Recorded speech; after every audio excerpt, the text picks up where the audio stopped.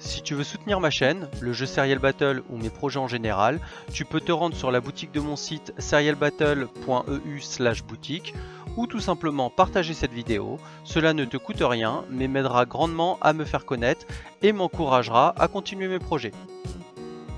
Depuis toujours, j'aime inventer des histoires. C'est sûrement pour ça que Serial Battle existe et que son univers est si riche. Bien sûr, vous ne pouvez pas encore vous en rendre compte, car même si j'ai plein de récits sur le sujet, jusqu'à maintenant je ne les avais publiés nulle part ou presque. Pour ceux qui me suivent depuis mes débuts, certains d'entre vous ont pu lire ce magazine que j'avais créé avant la conception de Serial Battle. C'est un magazine qui se place dans le futur de l'univers du jeu, où on y suit une équipe de journalistes hors la loi qui essaie de réveiller la population à travers leurs articles. A ce jour, seul le numéro 1 de ce magazine a vu le jour, et encore c'était en total amateur, avec probablement énormément de fautes d'orthographe et des illustrations faites maison. Même si ça fait partie des projets qui me tient à cœur, je n'ai jamais donné suite, car peu de temps après je mettais les mains dans le jeu de plateau. Et du coup, je n'ai pas eu de temps à y consacrer.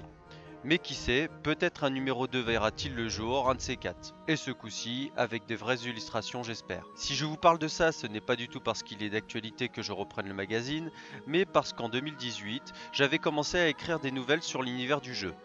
L'idée était de faire un format court que j'aurais publié tous les mois ou toutes les semaines, bref à une cadence régulière. Mais bien sûr avec le travail que j'avais avec le jeu, j'ai bien vu que je ne pourrais pas tenir la cadence. Du coup ce fut un projet de plus mis dans les tiroirs. Lors du festival anti-jeu qui a eu lieu à Mordel en 2018, j'ai rencontré Gaëlle qui était la sœur d'un contributeur ayant participé au financement participatif en 2017. Après avoir discuté un peu avec elle, elle s'est montrée intéressée pour reprendre mes écrits et leur donner une suite. Maintenant que le nouveau site est en ligne, j'ai commencé à publier des pages de ces récits. Pour le moment, on part sur 500 mots chaque semaine, histoire de ne pas placer la barre trop haute et de pouvoir être régulier. Ce premier récit relate les aventures d'une personne qui cherche le Serial Battle Underground, un de ces nombreux tournois clandestins interdits dans la théorie, mais tolérés par le gouvernement qui préfère s'occuper de problèmes plus graves. Vous vivez l'histoire à travers les yeux du protagoniste, c'est pour cela que tout est à la deuxième personne du pluriel.